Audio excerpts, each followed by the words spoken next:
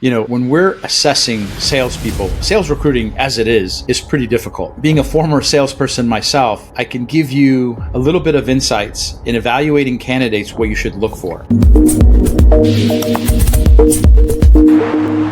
Hi there, guys. Rasul here with Data Talent Advisors. And today I wanted to put together a little bit different video. I know we've covered a lot of different technical topics, but one that's uber important for every organization is sales. I'm going to touch a little bit on marketing and alliances. They're kind of related, but in this sector of AI, big data, analytics, if you will, when we're assessing salespeople, sales recruiting as it is pretty difficult. Being a former salesperson myself, I can give you a little bit of insights in evaluating candidates, what you should look for. Because this area of AI, big data, analytics, all this stuff, especially when the companies are smaller, can be a little bit unstable. So when you're looking at the resumes, which we often look at the tenures, different places, that kind of thing, please take into consideration the stability of that particular company that they worked at. I mean, most of those companies tend to be less than 500 people. Some of these newer age, cutting edge AI type companies. And it's always admired when sales candidates are willing to take that risk to go into these organizations that are waiting for funding rounds, things like that. And the other important thing as just a salesperson, whenever you're working for a company that's non-IBM, SAP, Oracle, or Salesforce or something like that that's not recognizable, it is a bit more difficult because just even from the get-go, it takes an extra 20, 30 seconds, maybe a couple minutes for you to even describe who you are, what you do, what segment you're in, how they can benefit from those services. That's another important thing in your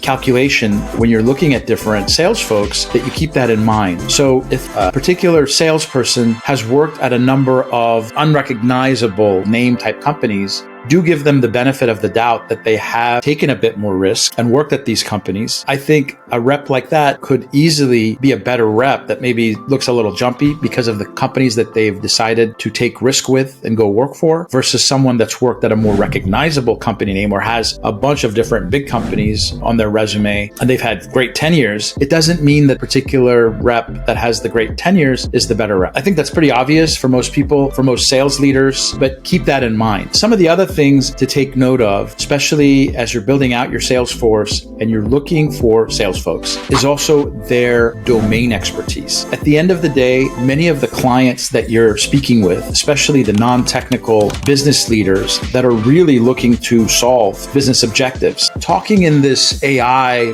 big data jargon isn't necessarily going to get you far with them. It's really better if you understand their world, whether it's finance, insurance, healthcare, life sciences, whatever that sector is, to really be able to speak to those business objectives and how this solution that you're selling is going to impact their bottom line, their outcomes as far as their business objectives goes for the company, things like that. So at a high level, I just wanted to touch on some of those different areas. The scenario may be somewhat similar with alliances as well. And speaking of alliances, as you're looking for salespeople, especially let's say in Europe, which we've been on some of those searches, and even in Asia Pac, where partnerships and alliances ends up being really a big driver, like with the local SIs or the global SIs that are in those different markets. Even some of the different consulting firms like the Big Four can be very effective in helping you get in the door at some of these different enterprises that you're trying to crack into. Alliances is kind of a key piece to that. Now, I will touch on marketing just briefly, but marketing kind of follows some of these rules. But really, for marketing folks that we've recruited in this segment, I think for them to really understand big data, analytics, I would even, let's say if you're not able to find somebody directly from that particular area, even software folks can do a really good job for you, because some of those elements at software companies are somewhat similar to things that big data analytics and AI companies are looking for. Okay, so I don't want to take too much more of your time, but at a high level, I just wanted to touch on sales because we don't really cover it that much, and it's such an important piece of the puzzle, because without revenues,